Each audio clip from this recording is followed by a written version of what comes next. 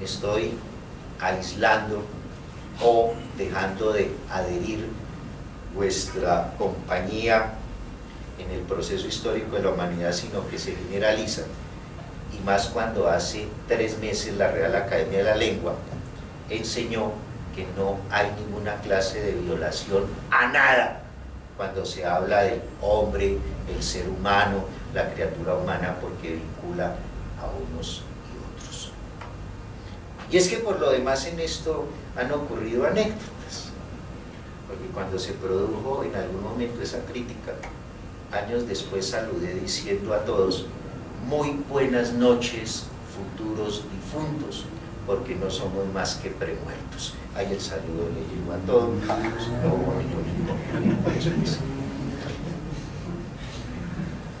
Si hemos, según lo anotado, refiriéndonos a que el juez estaba limitado, esa limitación tenía que superarse, y se supera porque de un lado la lógica estaba viéndose alterada. Ya lo teníamos muy en cuenta, en el sentido de que había momentos en los que un par de premisas mayores, inexistencia de una premisa, y es lo que señala en su obra el profesor Alexi, empuja la nueva teoría con fundamento en la anterior. Hay vaguedad en el lenguaje jurídico, hay contradicción aparentemente irreconciliable en normas que están al interior del sistema jurídico, hay normas que de suyo dejan emerger inconstitucionalidad, y en el peor de los casos no hay norma de la que se pueda hacer uso para que la subsunción tenga una oportunidad más. Pero todo esto, ¿a qué ha venido obedeciendo? En el grado de descubrimiento de las deficiencias, a los métodos con los que epistemológicamente se ha contado para darle camino al derecho en su función y en su tarea, tanto la sociológica como la filosófica, como la económica, como la política, porque el derecho encierra la totalidad de fenómenos. Hay 2 clases de métodos, y este es un planteamiento que hace en su obra el profesor Gómez Paballón. Los que él denomina métodos insulares, que son aquellos que pareciera ajenos y ayunos al contacto con la totalidad. Se parcializan, se singularizan, pero en todo caso le huyen, le temen al encuentro con la totalidad fenomenológica. El primero de esos métodos, el conocido como gramatical, el semántico, el de interpretación literal, el que algunos burlescamente llaman el del diccionario en la mano, donde el tenor literal, donde la palabra por la palabra eran las indicadoras del contenido de la norma. Pero entonces aquí yo sí discuto respetuosamente algo, y es lo siguiente. los diccionarios son informadores. Y como informadores, yo tengo acceso a ellos. Por lo demás, hay expresiones de distintas acepciones. Y no estoy hablando de sinónimos propiamente, sino la acepción entendida como la misma palabra referida a distintas cosas. Pero ¿a dónde quiero llegar con este comentario? A que si uno de los elementos de la cultura es el lenguaje, ese lenguaje tiene un punto de origen o una partida, y es justamente el etimológico. Porque nosotros somos sujetos de lenguaje, tenemos un aparato fonador, y de ahí mi preocupación en la torrente y diluvial maniobra en que se mueve la sociedad contemporánea con el llamado antropomorfismo. Porque es que con ese antropomorfismo nos estamos comiendo las palabras. Ya los muchachos no dicen papá, sino dicen papá. No dicen mamá, sino ma. No se le dice a Claudia, Claudia, sino Clau. Y así sucesivamente. Y vamos a llegar a un momento en el que el aparato fonador solo pronunciará miau o guau. Entonces, esto que es parte de la filosofía analítica, como filosofía del lenguaje, descubre que no del todo la concepción gramatical deja de ser importante para el derecho.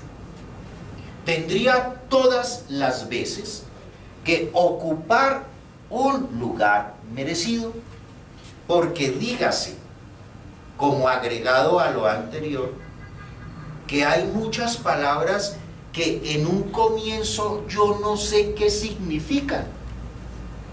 Y cuando yo no sé qué significa una palabra, ¿qué es lo que hago?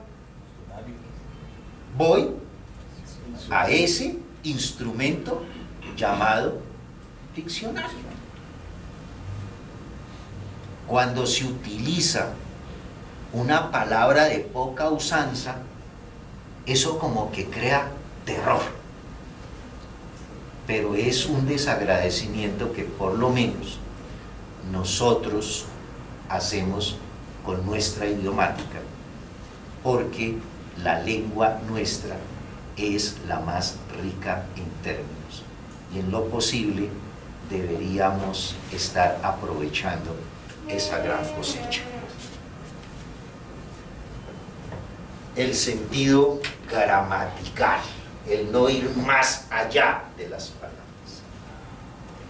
El método exegético, o el conocido también como de estricto sensu. Aquí hay ya un primer paso, según los expertos, en el adelanto del hallazgo de lo querido decir por el legislador en la norma. Si bien no rompo, no voy más allá del punto con el que se ocluye la norma, con el método exegético hago un esfuerzo adicional al que realizaba cuando la interpretación era netamente gramatical. Y considero que históricamente es con este método exegético con el que empezaron a adornarse las responsabilidades en los jueces.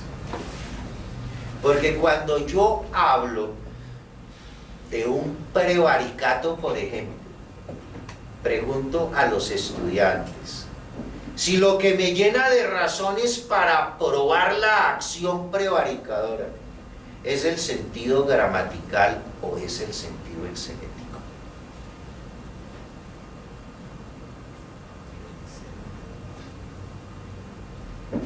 por favorabilidad de la persona a quien se acusa, no cabría la menor duda que el examen ha de hacerse teniendo en cuenta el método excelente.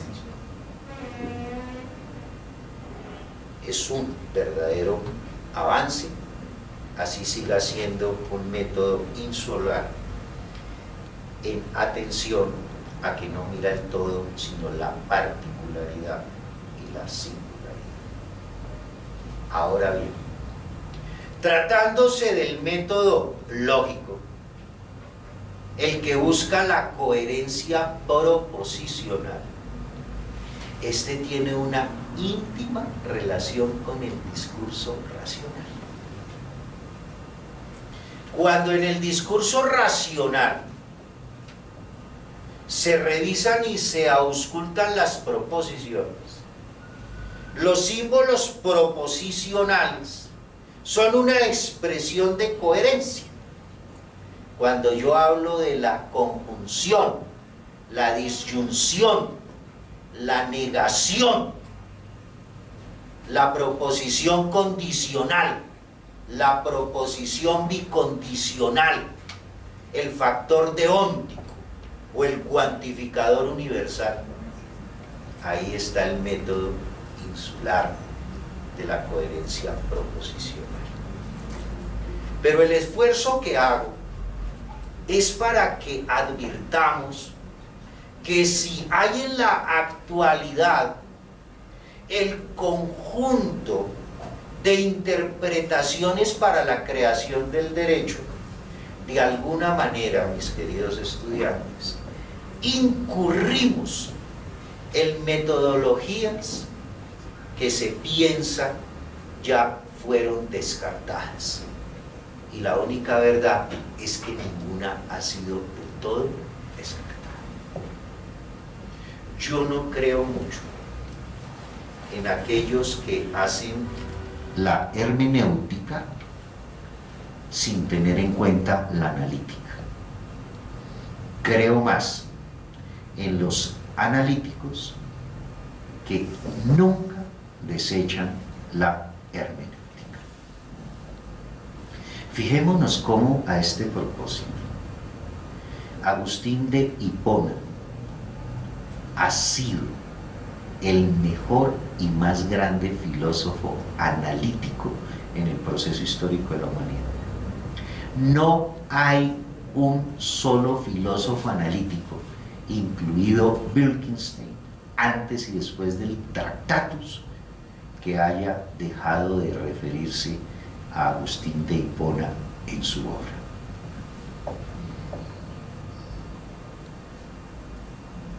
Las proposiciones.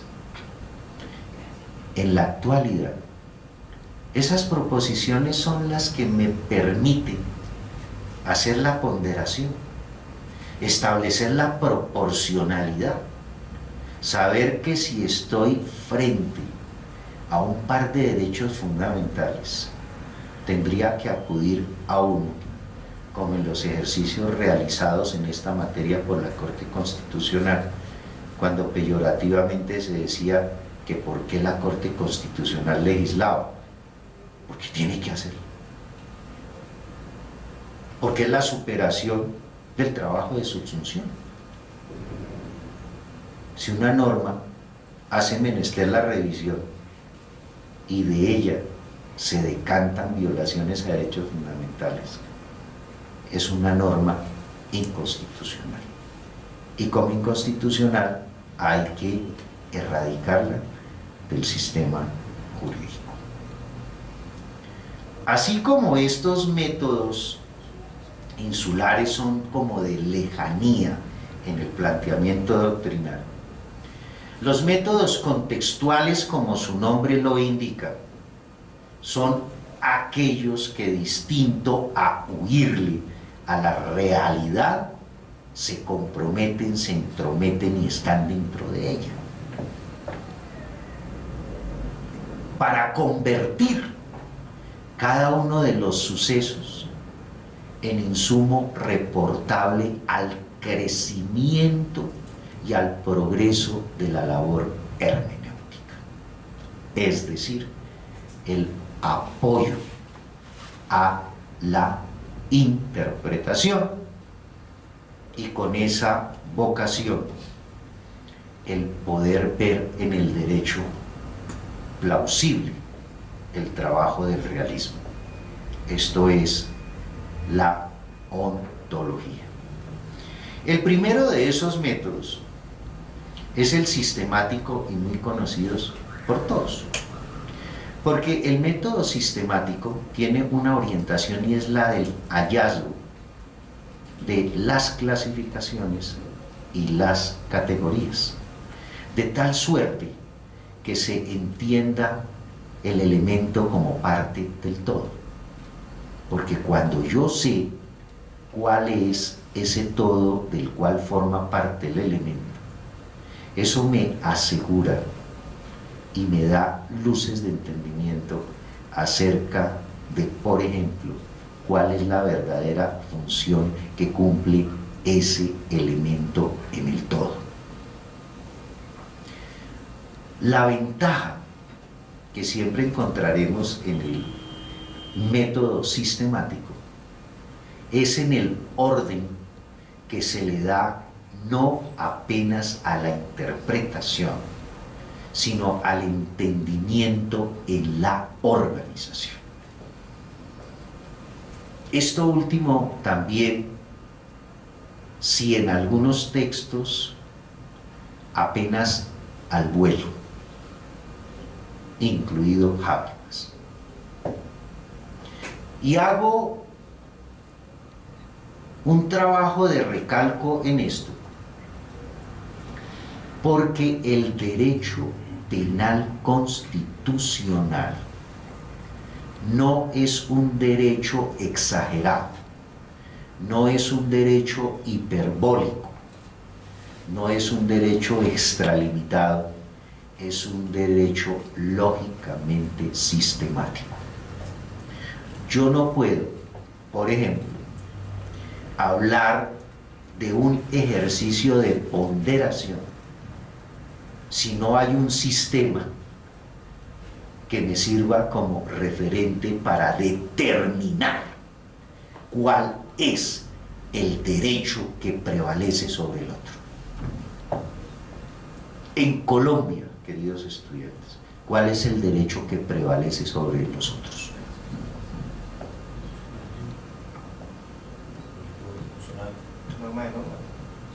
¿Cuál es el derecho fundamental de los fundamentales?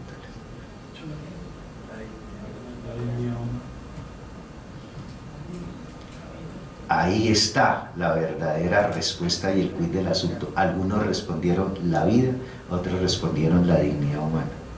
Porque cuando la Corte Constitucional autoriza los casos de las maniobras abortivas, porque se aupó la dignidad de la mujer.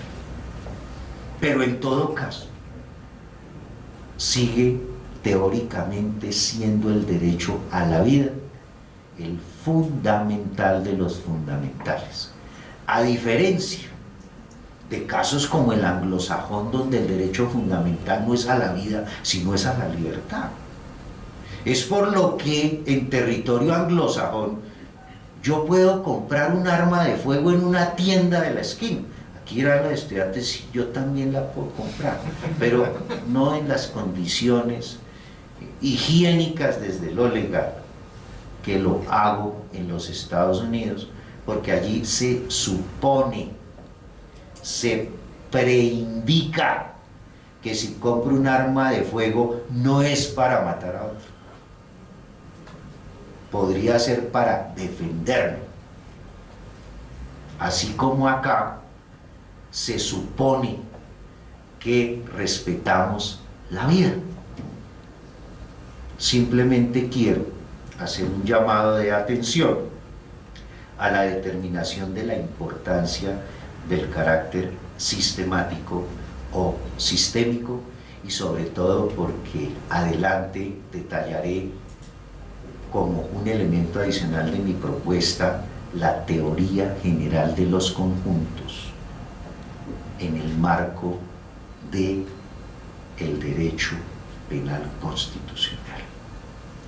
En segundo lugar, el método teleológico final, en el que se destaca la dimensión de la norma infralegal. Esta es una palabra muy utilizada, entre otros, por el muy autorizado profesor Diego López, que siempre me recuerda lo que es el ambiente y sus elementos. Yo puedo considerar que lo importante de todo es la corteza, la superficie, pero ya decíamos en qué clase de entuertos nos compromete el creer que lo que existe es solo lo que veo,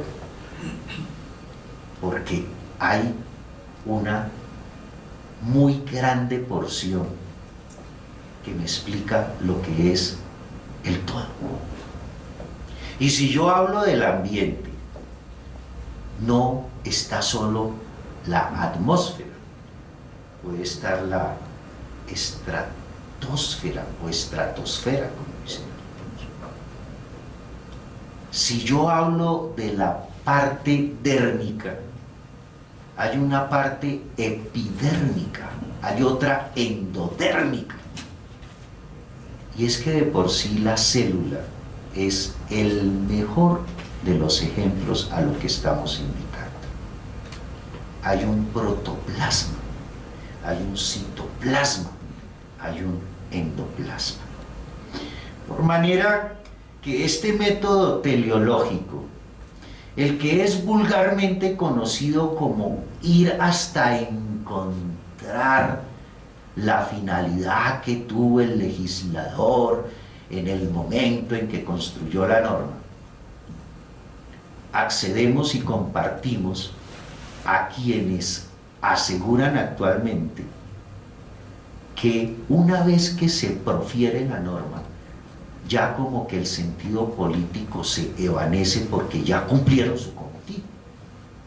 Por manera que cuando en un momento posterior yo aplico el sistema teleológico o final, es más bien de esa norma posibilitar su aplicación o definitivamente soslayarla, porque ya no hay razón de ser para llevar a cabo la ejecución de aplicación de la misma. Y ahí es donde está la gran riqueza de este método. Porque si yo pregunto a los estudiantes ahora, ¿qué tal? Y que no es tampoco como una ocurrencia, que nuestro sabio Congreso decidiera a partir de la fecha prohibir la cacería de triceratops, ¿qué diríamos al respecto?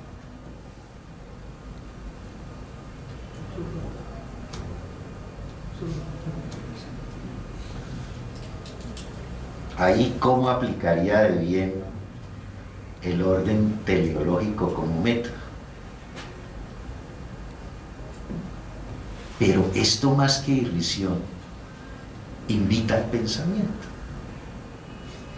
Porque no faltará el ambientalista que diga, es que esa es la norma que requerimos. Porque con apenas un dinosaurio que salga por ahí, se restablece el orden natural, porque mientras ellos poblaron el territorio mundo, la naturaleza se conservó.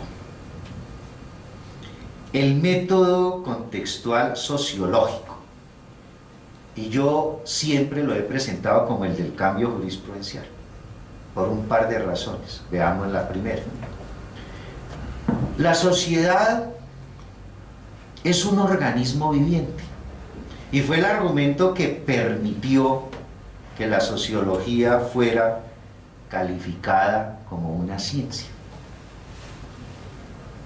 Hay dinámica, hay movimiento, cero estaticidad, hay un todo, hay un sistema, hay interrelación, hay relación, hay dentro de ese todo una multiplicidad de factores que, como en una ecuación, hacen asimilable la ejecución de operaciones aritméticas.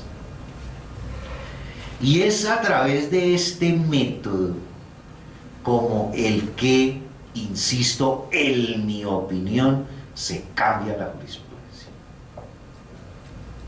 Pensemos en fallos del Consejo de Estado, cuando no tanto ni con teleología, ni con pureza sistemática tomó determinaciones, más bien auspiciado en la axiología, porque hubo una ruptura de valores, y cuando hay ruptura de valores, eso significa que se están agrediendo derechos fundamentales a ciertas personas.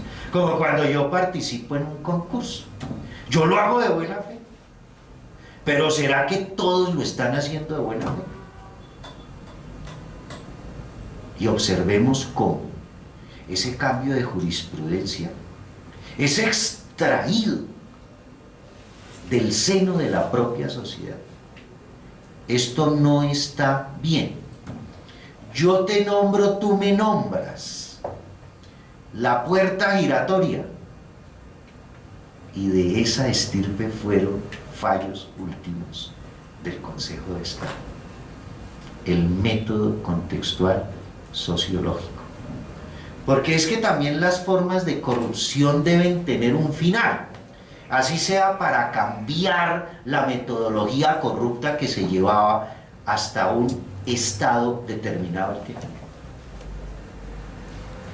Y es, iteramos a trasluz de este método sociológico, como se logra el cambio jurisprudencial.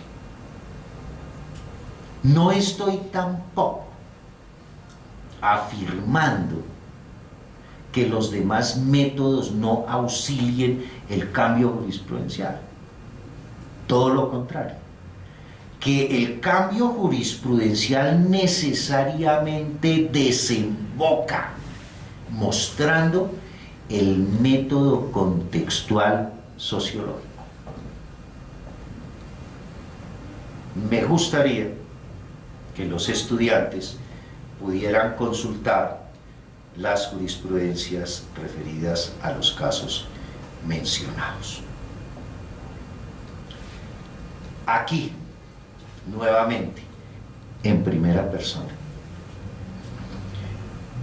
El derecho readquiere una posición en virtud de la cual, por necesidad, no podría seguir deambulando solitario y peregrino en unos ejercicios respecto de los cuales se le tallara más bien como un instrumento de mero poder.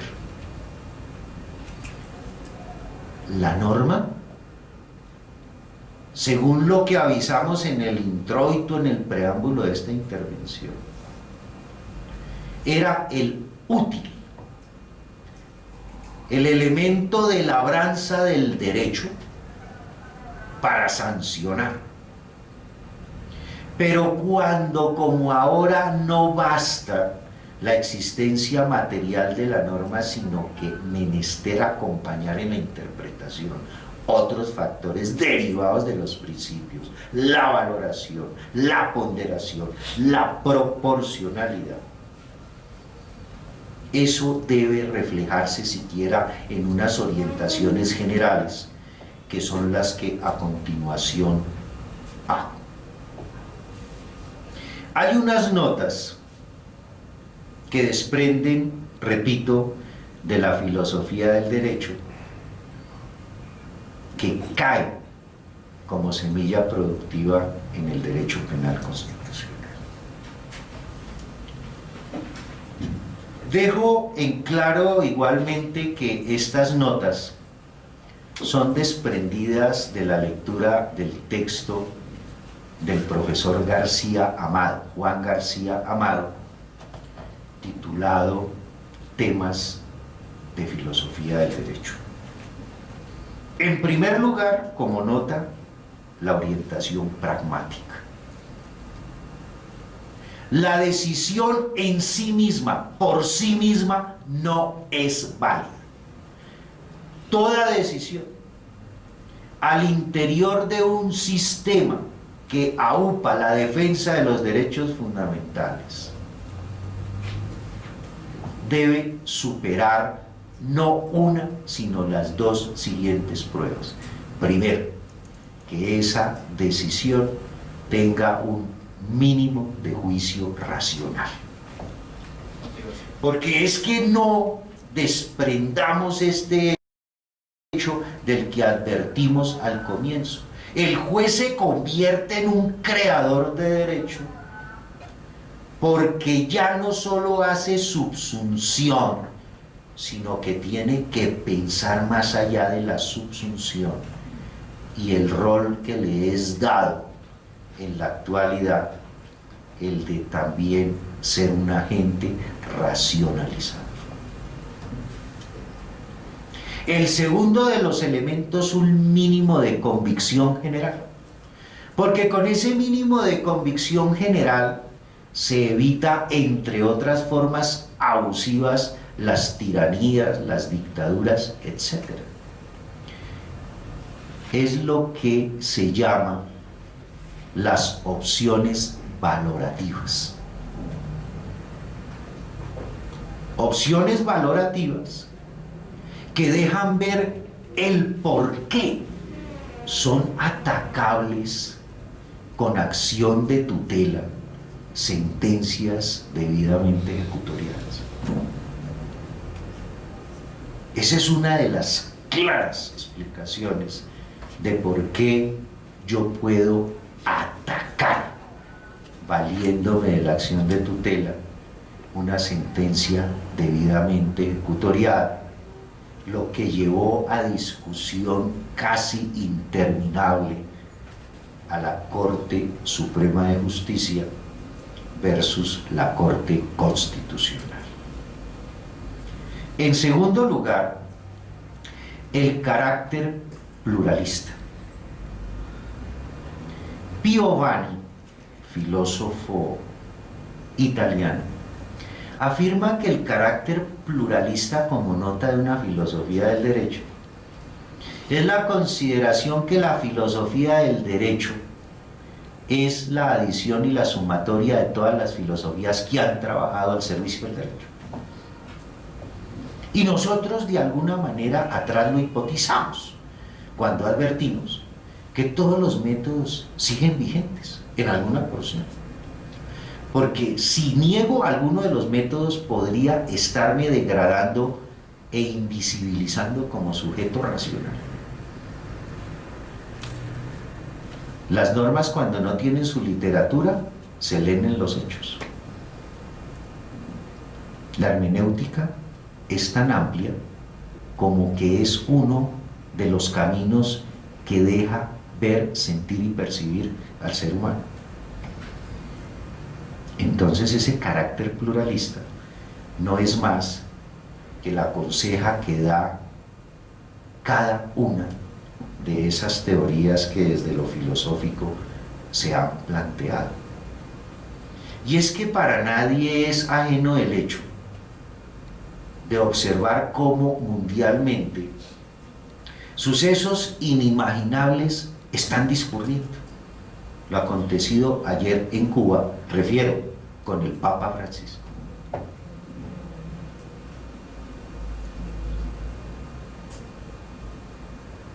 Situaciones no solo inadvertidas, sino no pensadas. Por suerte, que ese carácter pluralista es una nota inevitable en el contexto del derecho penal constitucional. En tercer lugar, la denominada unidad matricial de los temas, la residualidad. Había una época en que los temas aparentemente gelatinosos, hasta llegar a los insulsos, se le entregaban a la filosofía. No es que no hay ninguna ciencia que trabaje esto, eso es de la filosofía. Pero con esta nota se destaca que en efecto la filosofía siempre ha sido y será la ciencia que no desperdicia información alguna para construir conocimiento. Y en último lugar, el enfoque interdisciplinario. No es lo procesal, lo procedimental, lo que detiene y vitrinea la importancia del enfoque interdisciplinario en el derecho. Porque he escuchado a muchos insignes procesalistas diciendo que el enfoque interdisciplinario solo es predicable del análisis conjunto de las pruebas, de los avances científicos y tecnológicos que le dan certeza al juzgador para que tome. No, eso es solo una parte. El verdadero y cierto enfoque interdisciplinario como nota de la filosofía al derecho penal constitucional consiste en lo que Hart trabajó como el derecho interno y el punto de vista externo del derecho. Porque al interior, para dar un ejemplo, de nuestras sociedades hay un buen número de aconteceres que no por dejar de serles propios a otras culturas, internacionalmente no sean divisados por órganos, pensemos, la Corte Penal Internacional. Y es que la Corte Penal Internacional, ya sabemos, empieza a pronunciarse en temas que hasta algún momento tenían que ser de control interno. Y me valgo de este ejemplo porque en efecto el enfoque interdisciplinario es el hallazgo del todo en la ciencia jurídica para poderse sobre ella aplicar, como lo veremos en postrimería de este ejercicio, la dogmática axiológica constitucional.